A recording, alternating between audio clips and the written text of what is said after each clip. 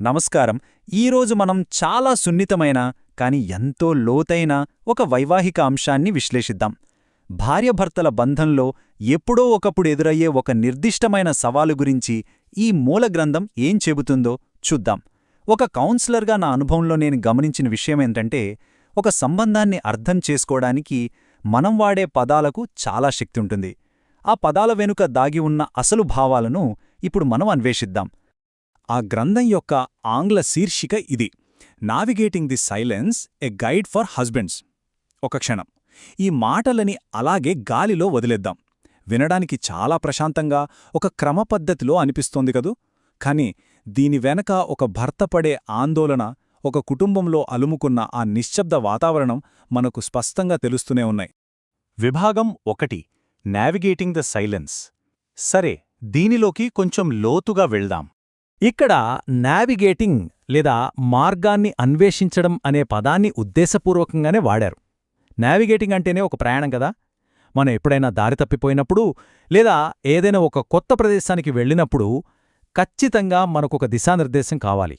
అచ్చం అలాగే తన భాగస్వామి తనతో మాట్లాడటం మానేసినప్పుడు ఒక భర్త పూర్తిగా దారి తప్పినట్లు, ఒక చీకటి గదిలో ఒంటరిగా ఉండిపోయినట్లు ఫీలవుతాడు. ఆ గందరగోళం నుంచి అతన్ని బయటపడేయడానికి ఒక స్పష్టమైన గైడెన్స్ కావాలి అన్నదే ఈ పదం మనకు సూచిస్తుంది.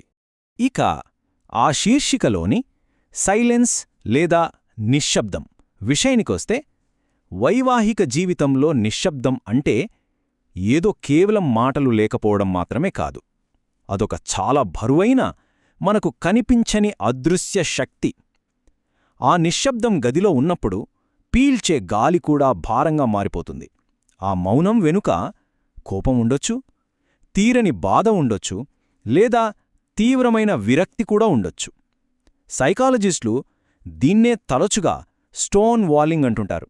అంటే బంధంలో మనకి మనమే ఒక పెద్ద గోడ కట్టేసుకోవడం లాంటిదన్నమాట.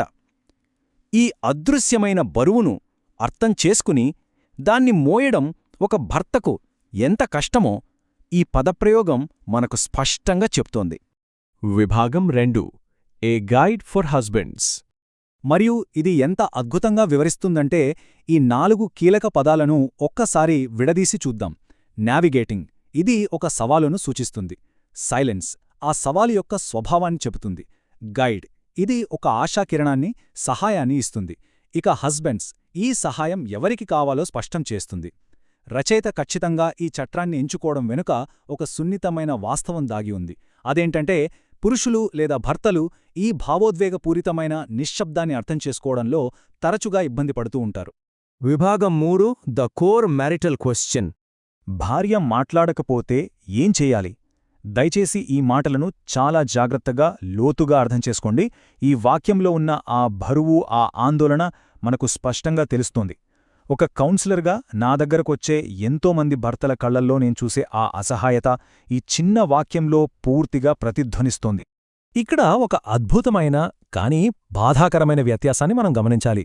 ఇంగ్లీష్లో ఏ గైడ్ ఫర్ హస్బెండ్స్ అనగానే అది చాలా విశ్లేషణాత్మకంగా, సూటిగా సమస్యను పరిష్కరించే ఒక గైడ్లాగా అనిపిస్తోంది.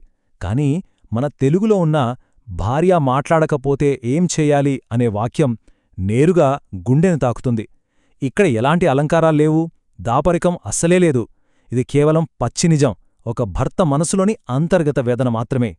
సో ఇక్కడ కీలకమైన విషయం ఏమిటంటే, ఈ ప్రశ్న యొక్క అసలు భావం, what to do if the wife doesn't speak. ఇది కేవలం ఆమె ఎందుకు కోపంగా ఉంది అని పైపైన అడగడం లాంటిది కాదు. ఇక్కడ అసలు ప్రాబ్లం ఏంటంటే, ఒక బంధానికి పునాది అయిన ఆ కమ్యూనికేషన్, ఆ సంభాషణ పూర్తిగా ఆగిపోయింది. ఆ బంధాన్ని ముందుకు తీసుకువెళ్లడానికి అవసరమైన ప్రాథమిక సాధనమైన మాటే కరువైంది. అప్పుడు తదుపరి అడుగు ఏంటి? అసలు ఆ శూన్యాన్ని ఎలా పూరించాలి అనేదే ఒక భర్త ముందున్న అతిపెద్ద సందిగ్ధత. ఇక్కడ మనం గమనించాల్సిన మరో చాలా ముఖ్యమైన విషయమేమిటంటే, ఈ మూల గ్రంథం మనకు వెంటనే 1, 2, 3 అంటూ సులవైన పరిష్కారాలేమీ చూపించేయట్లేదు. ఈ బరువైన ప్రశ్నను మన ముందుంచి దాన్ని అలాగే వదిలేసింది.